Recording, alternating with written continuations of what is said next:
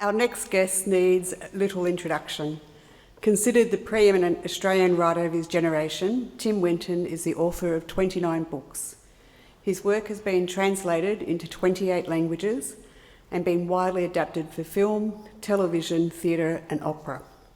Listed as a national living treasure, a few other Australian writers have had such a broad-ranging and far-reaching cultural impact, from the arts and sciences to environment education and conservation policy.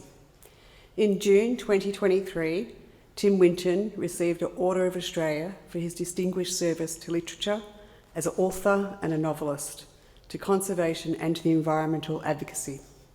I now welcome Tim Winton to give a keynote presentation titled Writing in an Emergency, Time to Step Up. Thank you.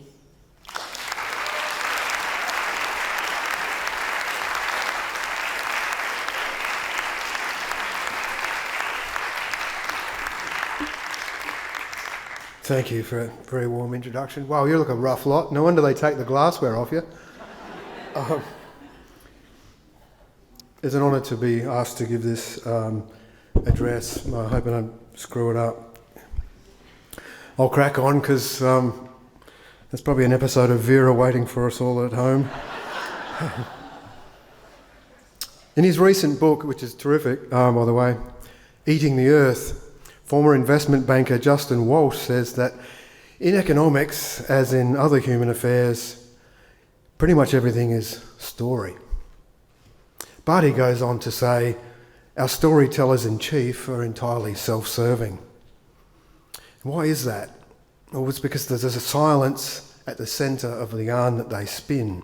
And just to quote him, a nature-sized hole at the heart of economic theory that properly fails to value the natural world. Well, the consequences of that studied evasion are grave and evident. While the storytellers that Walsh is referring to are, of course, our policymakers and plutocrats, he could just as well be describing our writers. Because for the best part of 2 decades, our literary culture was largely complicit in the maintenance of that silence. Stings a bit to hear it from a money wonk, but Walsh is seeking to remind us that it's from the natural world that we draw our prosperity, and it's from the natural world that we must find a new story. The great poet Les Murray once said, "Religions are big, slow poems." Well, the universal and dominant religion of our time has been fossil capitalism. It's a cult that we need to break free of in order to find the courage to write ourselves a new poem. Early in my career, somebody took the great trouble to declare me a provincial writer. By then, I guess I'd written about 10 books, and there was, I have to confess, a bit of geography in them. Now, apparently geography was uncool, and unfamiliar geography, well, that was a microaggression. It seemed back then that the further you got from Carlton, the more mystifying and triggering geography became.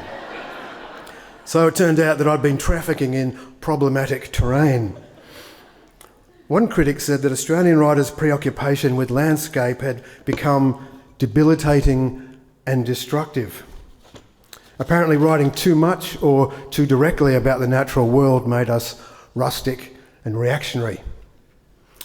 Well, in those days I was pretty well insulated from static and chatter. This was before the internet, when a hot take was something you got from Eileen's Eats after the Sunday session at the White Sands. And a bit like the hot takes of today, it was often a source of regret. But in the days before instant communication, time and space just had so much more heft. I lived a long way from the wellsprings of cultural commentary. I was separated from all that noise by a lot of geography. Several deserts and river systems, some cities, many rural communities, numerous woodlands, forests and savannas, and of course smack dab in the middle, and the Nullarbor, the biggest limestone karst formation in the world, which according to some should be a matter of no account to a contemporary novelist, but just between you and me, it kind of was.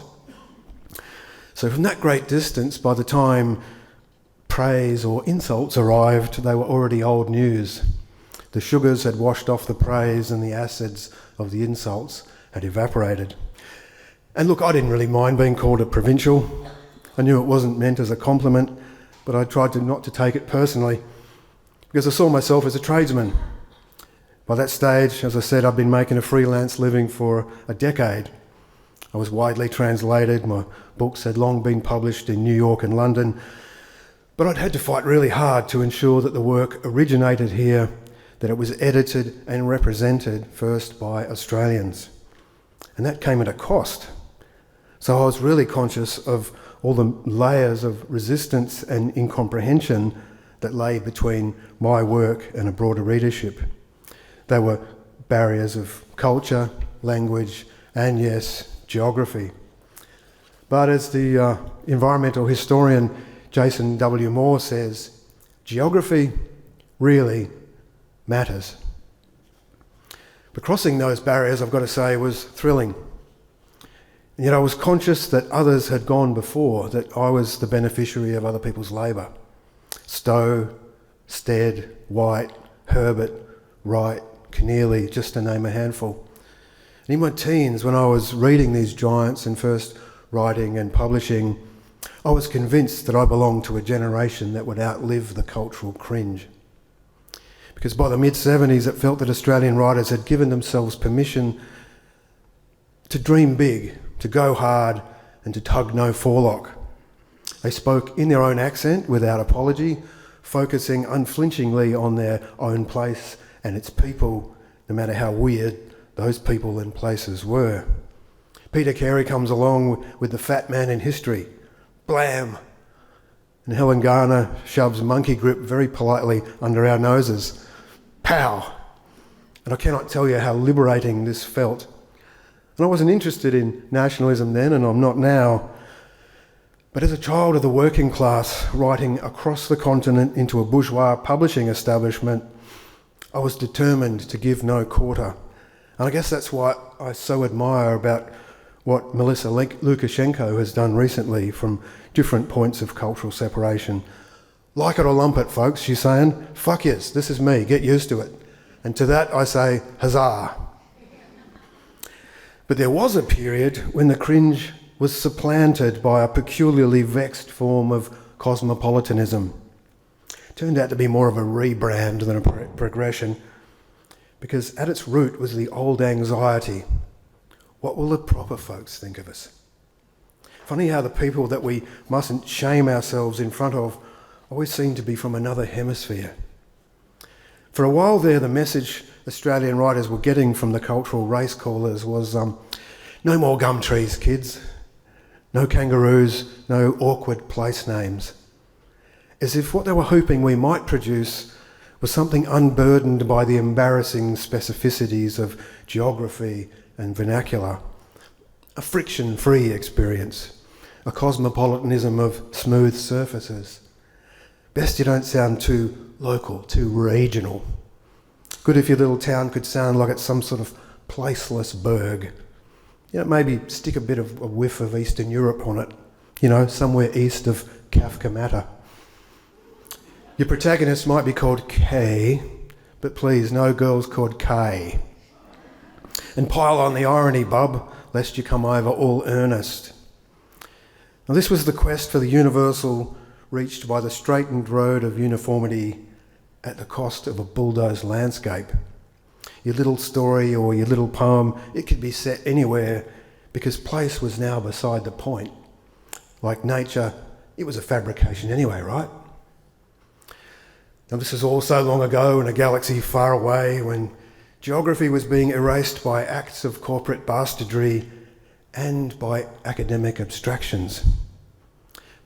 Back then, disciplines in the academy had become so siloed and specialised, it was perfectly acceptable for a scholar to be illiterate in any other field of inquiry outside her own. So while it was disappointing to hear cultural commentators recoil from the natural world, it was hardly surprising because, let's face it, they knew bugger all about it. Some of them struggled to believe it even existed. Such was the power of their ideology. So within such a dispensation, I started to feel about as welcome as a paleontologist smuggling fossils into a creationist theme park in Kentucky. Bear in mind, though, by this point in history, we were all already freckle deep in trouble, planetary trouble, peril that was both material and measurable. Because in the world beyond the silos, we'd only just survived a global energy crisis, we had a huge frickin' hole in the ozone layer, consumption of fossil energy was exploding, our local whale populations had been hunted to the very threshold of extinction, our fish stocks were tanking, our old growth forests were being logged to smoking remnants. And all over the continent, citizens were fighting to save species, landforms and ecosystems. And yet attempts by our literary writers to set the drama and the jeopardy of the natural world anywhere near the foreground of a story were being met with distaste and disapproval. I was raised on modernism. In that peculiar dispensation, the artist was a high priest of culture, but a pastor of no parish, absolved of any obligation to the civilian population, or the boobs, as Mencken used to call them, with unbridled contempt. As a student of the arts, I was raised on that contempt. Eliot and others, well, they reeked of it. Patrick White, to his great credit, tried hard to leave it behind, but it was kind of baked in. So often in modernism, writerly courage was restricted to experiments in form. With some very notable exceptions, writers largely quarantined themselves from politics, but sadly also too often from other human beings outside the cognoscenti. Back then their bad behaviour was rewarded, even lionised. Just think of all those mid-century man-children. And then along came the various sects that got lumped together as the amorphous church of postmodernism. It turned out it was supposed to be a corrective, a progression. It did make a lot of noise about its transgressive potential, but it produced a politics in the end that I think shrank ever more inward.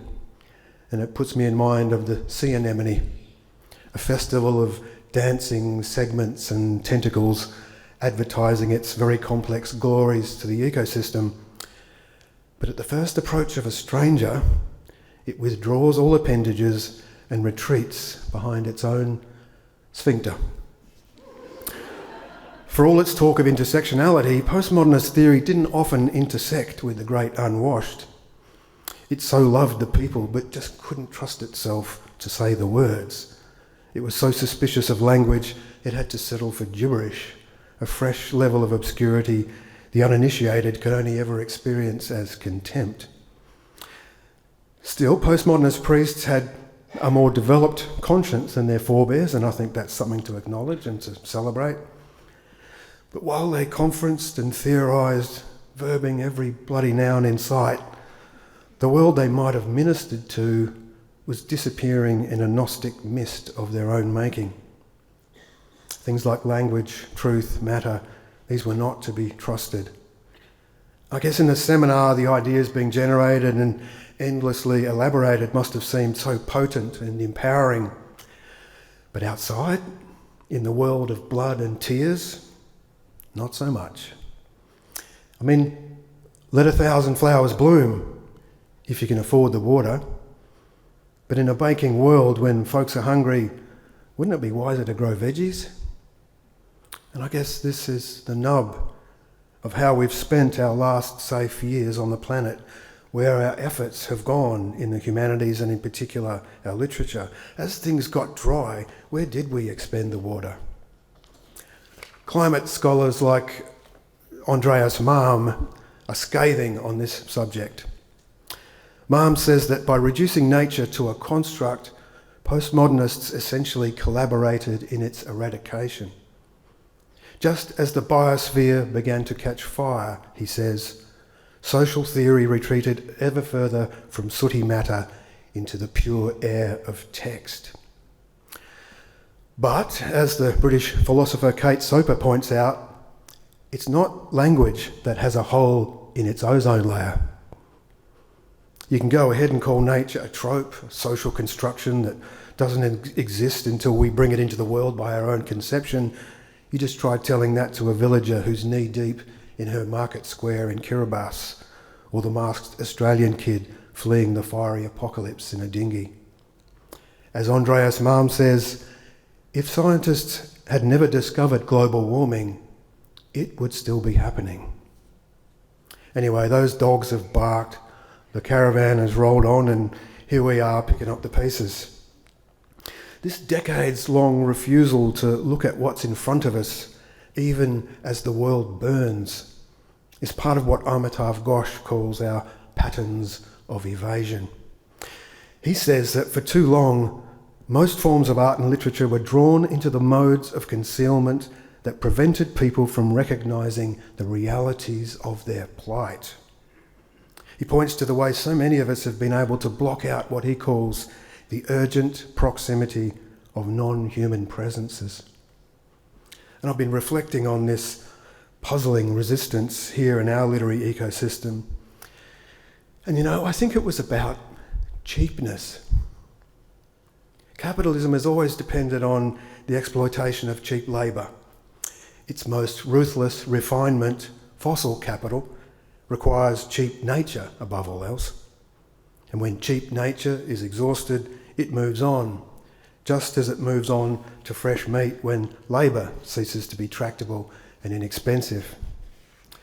And during the apogee of fossil capitalism, our literature played nature cheap, treated it as rustic, backward, inconsequential, as if matter did not matter. I think on this front, Andreas Malm's probably right. This was a period when many critics and writers collaborated with the enemy, mostly without even knowing. Whether we were still possessed by the old mechanistic dualism that made us, in our own minds, masters of nature, or befuddled by social theory that ghosted nature entirely off the page and out of mind, we fell for a story that was not true. In economic terms, nature had long become an externality, and culture followed that lead like a useful idiot. Now, of course, we understand that what was truly debilitating was this critical impatience with landscape. What was really destructive was that urge to turn our gaze away from the metabolic imperatives of ecology and the rift between us and it. Writing about nature, well, that was niche at best, regressive at worst.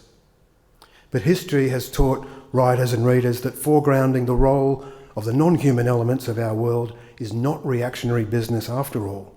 It's urgent, radical, and necessary. Amitav Ghosh calls the era of fossil capitalism the Great Derangement.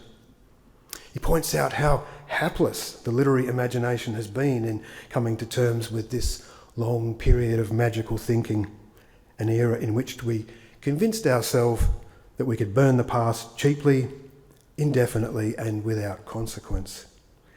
And of course, that's left us in an existential emergency without parallel in human history. Ghosh says, the climate crisis is also a crisis of culture, and thus of the imagination. And who, apart from the most dedicated denialists and profiteers, could disagree? Sorry, was that you, Tony? Couldn't resist. Delia Falconer, who I'm sure feels very differently about postmodernism and yet writes beautifully about the natural world, has suggested that all of us, whether we're writers or not, now find ourselves authors of a story we may not be able to escape. Those of us who are writers, though, well, we've got really difficult work to do, and we're pretty bloody late to the bushfire. Ghosh says that if the urgency of a subject were a criterion of its seriousness, it should surely follow that this would be the principal preoccupation of writers the world over, which, of course, it is not. I'm beginning to wonder if it might be the only legitimate subject to write about. Still, I guess we could all just get on the beers and watch RuPaul's Drag Race while the power stays on. Sociologist Carrie Marie Norgard might call that implicatory denial, which is just another form of collaboration. But I don't want to collaborate with our enemies. I don't want to run. I want to stay and fight. And like a lot of folks, and increasingly a lot of young people, I'm doing whatever I can to arm myself for the struggle. But friends and comrades, the work of not averting your gaze, it's hard and it's psychologically perilous. The data sets and the modelling gathered by the world's best climate scientists are viscerally confronting. The deliberate and successful campaign by the oil and gas industry to hide climate science from the public and to sow doubt and confusion to this very day is a crime against humanity on a scale I can barely process, let alone forgive. And the inertia of our politics on the biggest moral and material issue of our day is heartbreaking. So I feel scorched and I'm angry. But I am still hopeful. Not just because despair is the unforgivable sin, but because I have so many reasons to hope. Some of them, of course, are people I love, some who depend on me. But some reasons for hope I find in the work and the ideas of strangers, people who are gently and increasingly militantly spinning a fresh web of stories for us to live within. And some of those folks are writers, many are Australian. And I'd just like to take a moment to acknowledge the courage and the doggedness of those who've fed my mind and nurtured my spirit in the last few years. Truly, they've held me in their web. They've kept me from falling. I've cried with Joel Gergis. I've raged with Paddy Manning, Jeremy Moss, Marion Wilkinson, Anna Crean, Steve Cole and Bill Hare. I've quaked with James Bradley, David Wallace Wells and Kate Mildenhall. I've hoped with Michael Mann, Charlie Massey, Kim Stanley Robinson and, to my great surprise, Pope Francis. I've dreamt with Freya Matthews. I've refreshed my wonder with Julia Baird and Judith Lucy, and I've felt the precious solidarity of my friend Richard Flanagan. And I won't pretend I've come to terms on this matter. I am not sanguine, but I am to some degree resolved. For a while there, I thought, hell, I'm just a writer. Seriously, what can I do? But I came to see the evasion in those words, the cowardice even, as if my craft were nothing. The power and mystery of words, nothing. A readership spanning generations and time zones, nothing. If that's the case, what's my life's work been for? Sure, I'm only a tradesman, but is my labour nothing more than a paycheck and a pat on the back from Yarralumla in my dotage? Artists, we love to say that we serve the work, we honour the craft, we do it for love, and because we feel we must, knowing it's both a privilege and a shit show. But I've had to ask myself all these years, and in recent years, more urgently than ever, what about readers? Those strangers to whom my work might offer pleasure, consolation, soul food, courage. Don't I work for them? And am I not part of a cohort of workers who offer their labour to the same end? Not priests of culture absolved of responsibility, but a guild of strangers and comrades trying to bring meaning and beauty into a world where every decent thing is in danger of being commodified and all human potential is now in jeopardy. And look, I can hear it, I sound terribly earnest. Just don't expect me to be embarrassed about that or to apologise for it. Our current predicament infects my every waking thought. I'm afraid it colours my view of my friends, neighbours and colleagues. It's led to the awful realisation that despite my peaceable nature and obviously impeccable manners, that I have enemies, by which I mean powers and principalities that pose a threat to my grandchildren and their children and to yours, my friends. Forces that must be overcome, forces that we must defeat. The science says that the very best we can hope for now is a world that's harsher and more chaotic than the one that you and I grew up in. Whether you're in South Melbourne or South Sudan, 1.5 degrees of heating by the end of this century is going to change human prospects. That's the good news. We're currently tracking for about 3 degrees, and that's catastrophic. So business as usual means the obliteration of myriad species and the immiseration of billions of human beings. That means business as usual needs to be stopped, and if it can't be reformed, it must be overthrown. It has to be reimagined and retooled, and writers will not be exempt from participating in that transformation. No cultural sea change is going to be possible without us. What's this going to take? Oh, I'm not sure, but I've got some suspicions, and I'm forced to think every day of those lines from my late friend, the American poet Liam Rector. Change is slow and hope is violent. The turning required is going to be tough, and yes, violence will be done, at the very least to some of the ideas we have of ourselves. Is it going to be chaotic? Hell yes. Writers, like everybody else, are going to have to embrace new levels and new kinds of risk. Writers in particular may need to set aside some of our precious irony, because in a burning world, irony might be about as useful as a one-legged bikie in an arse-kicking contest. We may need to risk sounding earnest. I'm sure we're going to need to jettison some nihilistic tropes about the natural world to live and write as if matter matters. And that means thinking more organically, becoming more literate about the material lives and needs of ecosystems and creatures, accepting that higher consciousness does not make us angels by dint of religion, ideology, or technology. For we too are creatures. And this world is not our social artefact or our plaything. It's not our setting or our backdrop. It's not our way station on the journey to heaven or to Mars. It's our home, and it's our only home. And in the streets, and at the polls, and on the page, we'll need to fight to save it with language that reflects this organic reality with clarity, urgency, and humility. Now, that doesn't mean we've got to recoil from what's comical or absurd.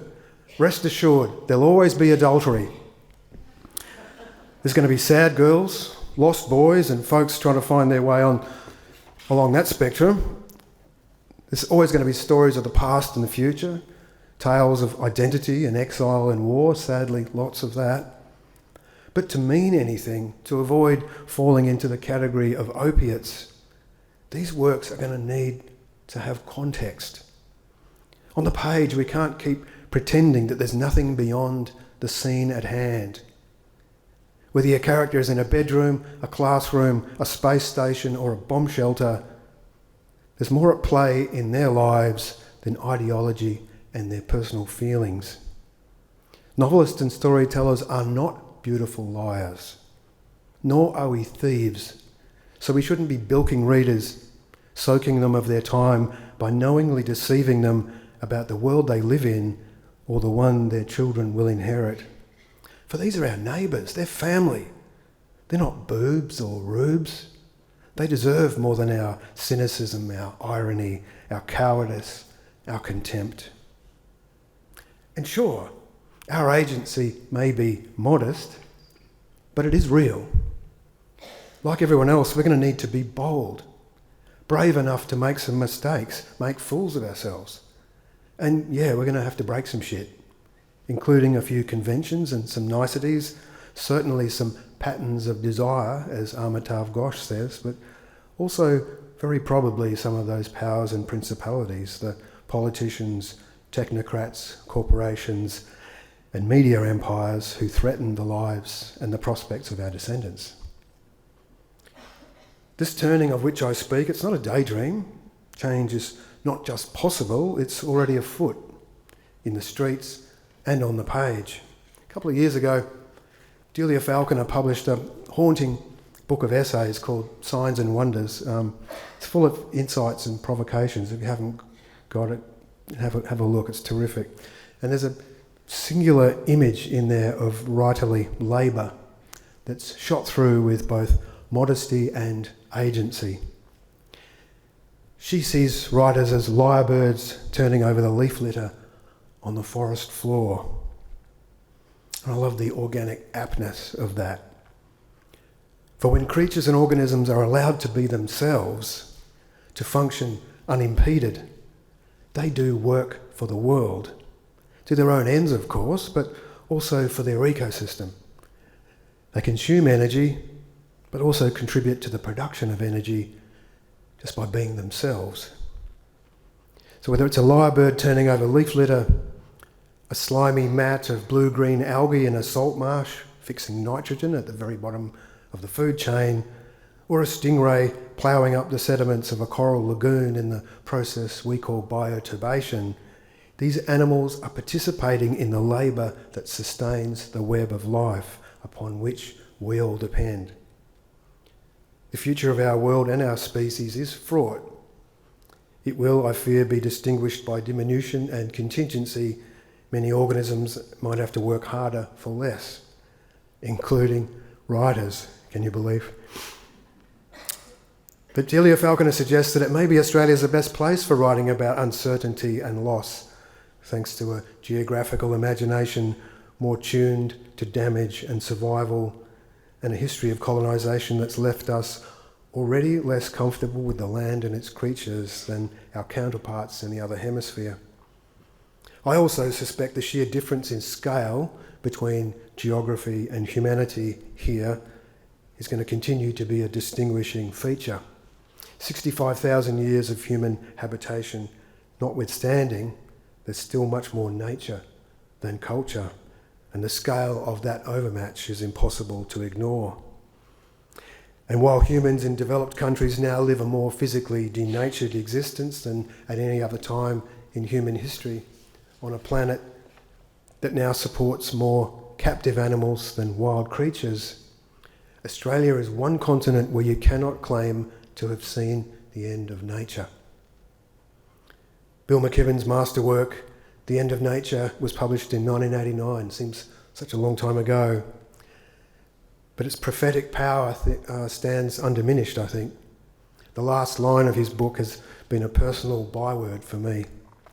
The comfort we need is inhuman. But it pains me to see how in the years since, so many writers have used McKibben's cautionary title as a springboard to claim that we now inhabit a post-natural world. Jedediah Purdy is another American writer I admire. He says that it now, and I quote him, makes no sense to honour and preserve a nature that is defined by not being human. He believes that the natural world is now so altered by human activity that it's time, as he says, to add nature itself to the list of things that are not natural. In every respect, he says, the world we inhabit will henceforth be the world we have made. And look, while I understand his reasoning, I believe Purdy and others like him to be mistaken and defeatist. I guess if I'd been raised in West Virginia and lived to see the strip mining and the fracking and opioid dumping and crony capitalism that's poisoned that region, maybe I'd think differently. But I do note that Barbara Kingsolver comes from parts thereabouts. Don't see her waving the white flag just yet. And you might just say that's the lefty in her. I suspect it could be the evolutionary biologist in her. I too am from a region that's suffered grievously during our great derangement. WA is the only state in our Commonwealth where emissions are rising and don't look like coming down anytime soon. And of course, we're no strangers to crony capitalism. We just call it state capture. Our most protected species are oil and gas corporations. Even so, we are custodians of enormous tranches of country in which natural processes, by which I mean non-human processes, are still the primary forces at work. Places like Ningaloo, for instance, have experienced several forms of colonisation: pastoralism, the oil and gas industry, van life, Instagram. And it's survived them all. Despite every human imposition since invasion and settlement, its three interconnected ecosystems remain functional, intact and independent, which is to say, wild. Sure, that's a function of their geographical isolation, and the might of their inbuilt resilience, which is exceptional.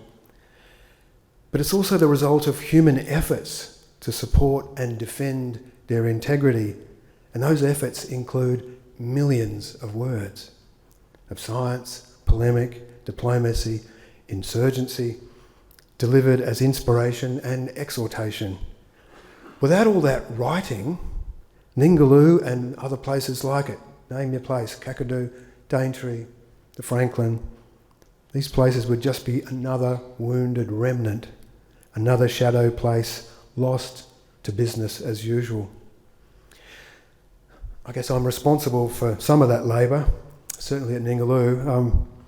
I've written in nearly every mode: op-eds, stump speeches, funding applications, ministerial briefing notes, letters of entreaty to movie stars, musos, premiers, prime ministers, postcards to children, long technical submissions to the EPA, social media posts, stickers, banners, graffiti, and stuff in several respectable registers of what some of us still like to call literary writing. So I think I can honestly say that I've road-tested the utility of language in the defence of nature. Everything I've written on this matter has been founded on scientific data, but now and again you're forced to park the facts for a minute and resort to awe and wonder. Sometimes that's just the only way to break through the indifference, which is not just political, but cultural. Contending with a barrier between humans and nature, a carapace that most of us grow and many of us mistake for evidence of adulthood, that must be broached. Whether you're writing for a cabinet minister or a reader of fiction, you've got to soften the calluses of a lifetime and appeal to the open-hearted child in that person. And when you're writing in defence of an ecosystem, you've got to do this on a mass scale. Because you might be surprised to learn that cabinet ministers don't always fear their consciences quite as much as the numbers. That's what they call you and me, the people, we're the numbers. And I know that Delia Falconer has her doubts about awe. Wonder, she says, rarely translates into action. And she asks, could wonder itself be a kind of self-administered anaesthetic? Ouch. Fair cop. I've been chewing on that bit of gristle for decades because I've so often trafficked in wonder. I just spent 3 good years of novel writing time trying to arrange a shotgun marriage between natural history and awe for the telly. Every waking minute of those years haunted by the horrible prospect that I could end up producing little more than nature porn, which is a tranquiliser I really do despise. But I've got to say that on balance, while the dynamic that Delia points to is real and is frustrating, her word rarely might be carrying too much water. Think about this. Novelists rarely write a good book. Even their best work rarely gets the audience it deserves, if it finds a readership at all. Medical researchers, well, they rarely make breakthroughs. Stump speeches rarely change government policy. Firebrands, well, they rarely spark revolutions. And yet, all these unlikely things, they do happen. And they happen often enough to keep us all at it. The lyrebird cannot comprehend the full fruit of its labour. Oftentimes, neither does the writer. You rarely live long enough to witness the change that you've helped create. You do the work in good faith, acknowledging both the smallness and the necessity of it, and you crack on.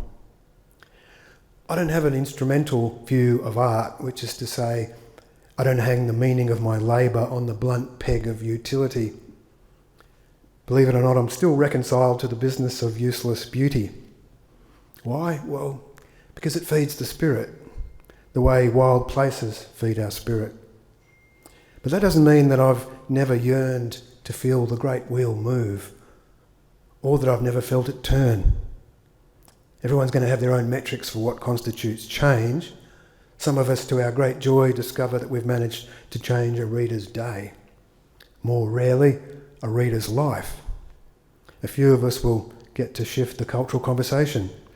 Some even change public policy. some topple governments, or bring corporations to account, which is much harder.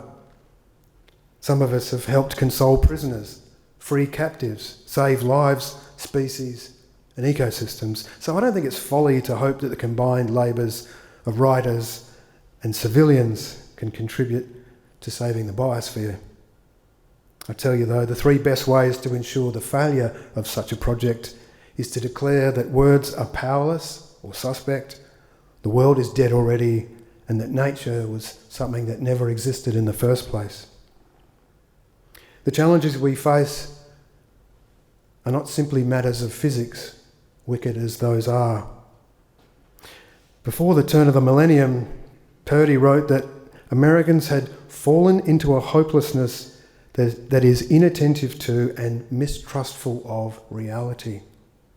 And this is 20 years before QAnon, Pizzagate, and the moronic gangster presidency of Donald Trump. But I think it was a stark forewarning of the patterns of evasion that Amitav Ghosh and others have written about so eloquently since. A big part of that hopelessness, born out of such mistrust and inattention, is evident, I think, in the way that we've turned our backs on the material and urgent fact of nature. Justin Walsh, our money guy, says that capitalism has been our dominant faith. It elevates sovereignty, individual sovereignty, and sanctifies selfishness at the cost of collective concern and the common good. Now, you'd expect our writers to have resisted an orthodoxy like that, but when I go back through my library, I'm not so sure. I'll start with the fiction section because that's my biome, really. I see so many stories from the 90s and the noughties with an unrelenting emphasis on interiority, narratives that focus on a single atomised individual, first person, present tense, of course. There's little or no reference to collective endeavour. If the natural world appears, it smells of terps, like a theatrical flat that's been quickly dolloped in as filler. It's always way behind the action. It's never the point of it. It's always object, never subject. And the engine of the story is situational, situations that are personal, social at a pinch, but never geographical or ecological. And without trouble, no story, right? But hardly any trouble that includes the non-human world. With some notable exceptions, say Richard Flanagan's Death of a River Guide, our stories were largely struggles of alienation of every possible stripe, except for our huge and hugely consequential alienation from nature. It's a huge relief to get to the poetry section and remember that our poets were ahead of the game. Happy to say they were way ahead. And you just think of writers like Judith Wright, Les Murray, John Kinsella, Mark Tredinnick, and many others. And of course we've had essayists who were exemplars, those who've gone before like Eric Rolls, Barbara York Main, Vince Cervanti, just to name a couple. Contemporaries like John Blay, Pete Hay, William Lyons, the two Tims, Lowe and Flannery, historians like Tom Griffiths, Mary White, memoirists like Kim Mahood, thinkers like David Tacey, visionaries like Big Bill Nighy and David Muljarley. These writers, all of them, helped us see the material world in which we live, where, as Muljarley used to say, everything is standing up, alive. More recently, what once felt like a maverick vein in our contemporary literature has begun to work its way into the mainstream. Perhaps history, which of course includes natural history, has educated our writers in ways the Academy did not. Because even in novels now, there's an organic literacy that's evident that was so much harder to detect in the work of previous generations. As if we're finally beginning to understand, as Jason Moore says, that everything humans do in our everyday lives and in the major political, economic and cultural events of our times is bound up with the earth. Now, an assertion like that's pretty self-evident today, but even 15 years ago, outside activist circles, it was a tough cultural case to make in this country. So I cannot tell you how heartening and exciting it's been to watch writers like Robbie Arnott, Alexis Wright, Laura Jean McKay, James Bradley, Kate Mildenhall, Greg Day, Jock Sarong, and so many others, including our shortlisted writers here, and of course, Connor. Congratulations again. All these people at work offering their labour to change the cultural geography. My hope that this labour feeds the culture enough to spark up our politics, and maybe I'm dreaming, but I think something's definitely happening. I'm not actually particularly exercised about what we call writing that takes proper account of nature. I doubt that it even needs its own name. But of course I'm thrilled that there are now prizes for nature writing like the one that we're here celebrating tonight. But whether they're writing poetry, memoir, contemplative observation, naturalism with a bit of elegance, science with some aesthetic chops, history with an environmental palette, or fiction that simply refuses to obscure geography, writers in so many veins and genres are honouring the mystery and the risk inherent in the organic facts of life, and to me that's a huge signal of progress and something to celebrate. Not all my colleagues are going to agree with me, but I think that many of us might share the sentiment in something that Amitav Ghosh scratched into his diary in 2002. He said this: "I do believe it to be true that the land here is demonstrably alive, that it does not exist solely or even incidentally as a stage for the enactment of human history, that it is itself a protagonist. What was once an object, a chattel to exploit and dismiss, has become, I think, our most pressing and intimate subject." Thank you.